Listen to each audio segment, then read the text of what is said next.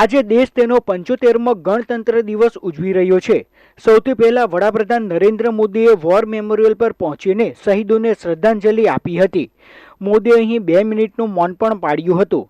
ત્યારબાદ ભારતના રાષ્ટ્રપતિ દ્રૌપદી મુર્મુ અને ફ્રાન્સના રાષ્ટ્રપતિ મેક્રોન બગીમાં સવાર થઈને કર્તવ્ય પથ પર પહોંચ્યા હતા।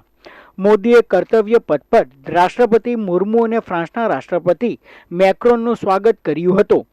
રાષ્ટ્રપતિ દ્રૌપદી મુર્મુ બીજી વખત રાજપથ પર તિરંગો ફરકાવ્યો હતો।